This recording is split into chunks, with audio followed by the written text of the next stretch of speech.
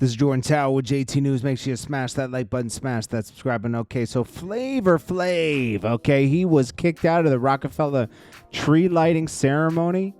He says, he did some type of antics at the Olympics. I remember that, and I think that made NBC mad. So they kicked him out, and he says, I feel weird. I was invited to Rockefeller tree lighting tonight.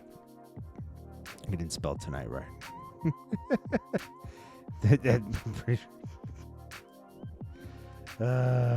Flav. So anyways, then he says, the Backstreet Boys were there, my boys.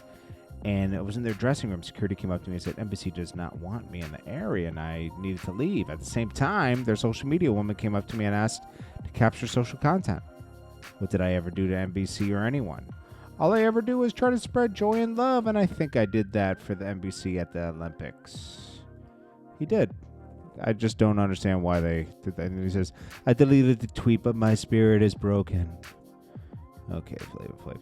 Now, Ebro talks about this whole PAYOLA case with Drake and the labels and you know, Spotify.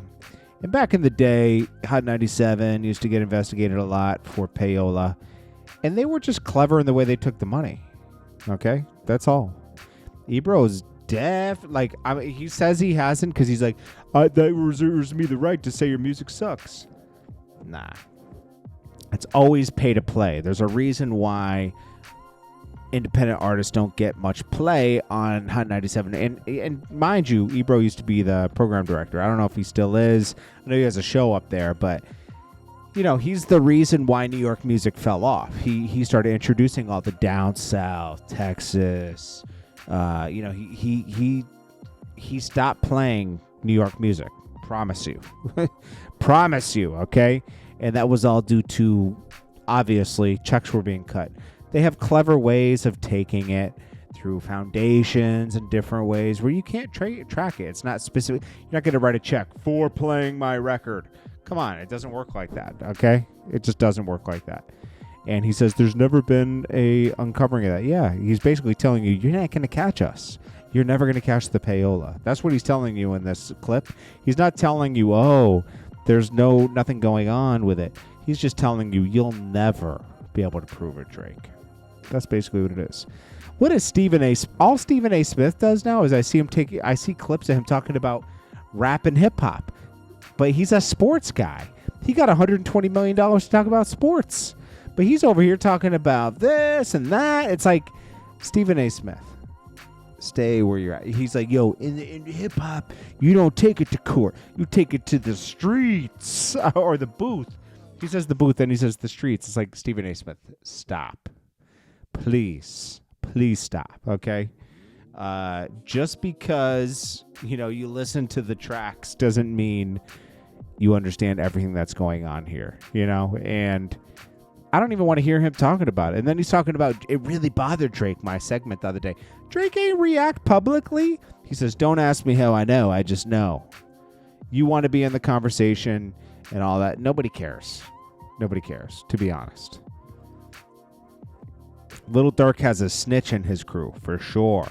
Certain co-defendants want protective custody because of the high-profile case with Quando Rondo's cousin Lil Pub being killed. They say there's a lot of press around it. Names are being mentioned and this and that, and they need protective custody. Come on, man. That's goofy. You guys are snitching. That's why you would need protective custody. If that got out, you don't want to get touched. That's crazy, man. That's a telltale sign right there. It's not just sitting in the interrogation room and having a Golden Corral feast. It's also requesting protective custody. I don't even think Lil Durk has protective custody.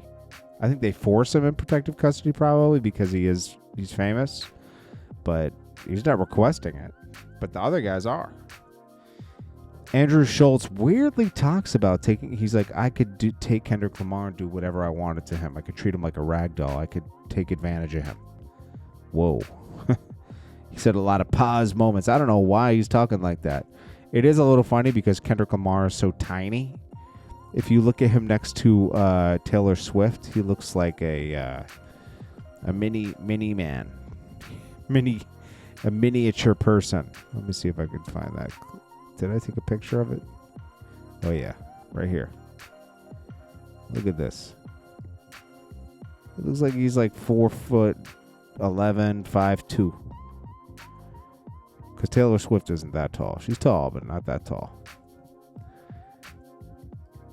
Kendrick Lamar.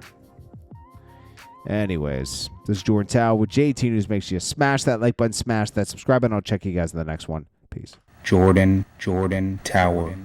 New.